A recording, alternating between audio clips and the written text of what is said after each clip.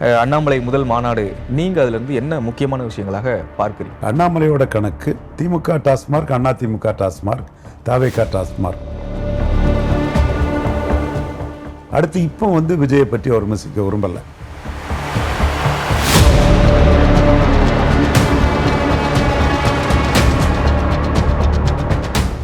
அண்ணாமலை முதல் மாநாடு பார்த்துருப்பீங்க, போதை இல்லா தமிழகம்.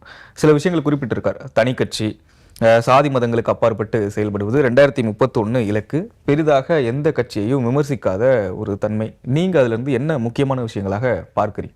2026 மாதிரி ஒரு மாற்றத்துக்கான தேர்தல் ஆட்டு, அண்ணாமலை சென்ட்ரிக் எலெக்ஷன் ஆட்டு 31 தகவமைக்க விரும்புகிறார். இப்போ நமக்கு அவர் கொடுத்துருக்க ஒரு இண்டிகேஷன் என்னென்னா, போதை இல்லா தமிழகம், பெண்கள் பாதுகாப்பு, சட்டம் ஒழுங்கு, இந்த ரெண்டும் இந்த கடந்த கால ஆட்சி மாற்றத்துக்கு ஒரு முக்கிய காரணமாக இருந்தது. நியூ ஃபோல்ட்ஸ் வரும்போது போதையில்லா தமிழகம்னுங்கிறதையும் சட்டம் ஒழுங்கையும் ப்ராமிஸ் பண்ணாங்க. ஏற்கனவே இருந்த ஓல்டு போல்ட்ஸான அதிமுக அதை ப்ராமிஸ் பண்ண முடியாது. சட்டம் ஒழுங்கை பேசுனாங்க. போதைங்கிறது ஜெயலலிதா காலத்திலே சசி பெருமாள் அந்த காலகட்டத்திலிருந்தே டாஸ்மார்க் ஓடிட்டு தான் இருக்குது. ஸோ அண்ணாமலையோட கணக்கு, ஒரு வேளையில் 2030 விஜய் டாஸ்மார்க்கை மூடலாம். அவர் டாஸ்மார்க்கை மூடலைன்னா திமுக டாஸ்மார்க், அதிமுக டாஸ்மார்க், தவேகா டாஸ்மார்க், நான் வந்தால் டாஸ்மார்க்கை மூடுவாங்கிற ஒரு மது ஒழிப்புங்கிறத ஒரு பிரதான கொள்கையாட்டு, ஜாதி மதம் மொழி கடந்து ஒரு இஷ்யூவாக எடுப்பாருங்கிறத இந்த இண்டிகேஷன் காட்டுது. அடுத்து இப்போ விஜயை பற்றி அவர் விமர்சிக்க விரும்பலை. விஜய் இப்போ விமர்சிக்காதது, அவர் இன்னைக்கு களத்தில் இல்லை. மக்களவை தேர்தலில் அவர் முக்கியமானதல்ல. 31 அண்ணாமலை சென்ட்ரிக் எலெக்ஷன் தான் முக்கியம்னு அவர் வராரு. அப்போ இந்த மக்களவை தேர்தல் காலகட்டத்தில் அவர் ஒரு ஆன்டி விஜய் பண்ணி, விஜய்க்கு ஒரு எதிர்ப்பு வளையத்தை உருவாக்கி, ஒரு எதிர்ப்பு வாக்கு வங்கிய விஜய்க்கு உருவாக்கி, நான் அந்த வாக்கு 31 அவருக்கு போட்டியாளராக களத்துக்குள்ள அவர் கணக்கீடு பண்ணக்கூடிய திமுகவுக்கும் அதிமுகவுக்கும் சாதகமாகும். ஸோ திமுக அதிமுகவுக்கு சாதகமாகக்கூடிய ஒரு அரசியலை அவர் பண்ண விரும்பலை.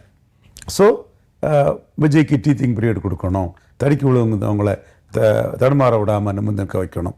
நியூ அமைச்சர்ஸ் அவர் அந்த கருத்தை சொல்கிறார். செங்கோட்டையனை தவிர ஒரு கோயில் நிலம் தொடர்பான ஒரு இதில் காங்கிரஸ் கட்சி சகோதரி ஜோதிமணி அம்மையார் ஆதரிக்கிறாங்க. அவங்க கூட்டணி அரசு, அவங்க ஆதரிக்கிறாங்க. அது நியாயமான ஒரு இது. அதையும் மக்களுக்கான நிலம்ங்கிற இடத்துக்குள்ள பாஜக எதிர்க்கக்கூடிய ஒரு இதை அவர் ஆதரிக்கிறார். அப்போ இதில் தவேகா அரசின் நடவடிக்கை ஆதரிக்கிறாரு. இன்னொன்று, மத ரீதியாட்டு ஒரு எதிர்ப்பை தவேகாவுக்கு உருவாக்காமல் தடுக்கிறார். இந்த இடத்துக்குள்ள அவரும் மக்கள் நலனுக்காக, அனைத்து ஜாதி மக்களுக்கு இடம் கிடைக்கிறது, வீடு கிடைக்கிறதுக்காக நிற்கிறங்கிற ஒரு அரசியலை முன்னெடுக்கிறார். ஸோ அவர் பாஜகவில் இருந்தாலும் கிறிஸ்தவ முஸ்லீம் வாக்காளர்கள் அவரை நோக்கி பெரிய அளவு வராங்க. கண்ணெதிர தெரியுது நமக்கு. அவர் அமைப்பில் பெரிய அளவில் சேர்றாங்க.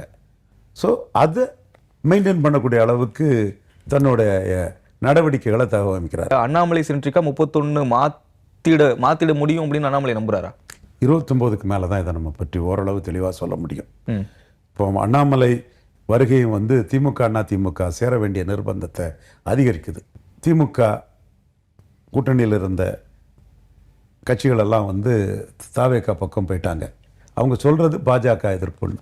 ஸோ இந்த பாஜக எதிர்ப்புங்கிறது ஒரு அரசியல் இங்கே தமிழ் மண்ணில் எல்லாவித பச்சோந்தித்தனத்துக்கும் ஒரு போர்வையாக போற்றி மூடக்கூடிய ஒரு தன்மை இதுக்குள்ளே இருக்குது. அண்ணாமலை பாஜகவையும் எதிர்க்காத ஒரு அரசியலை முன்னெடுக்கிறாரு. 29ஆம் ஆண்டு உள்ள தேர்தலில் என்ன முடிவோ அதற்கு பிறகு தான் இந்த வீத லீடர்ஸ் தாக்கத்தை நம்ம ரொம்ப தெளிவாக சொல்ல முடியும்.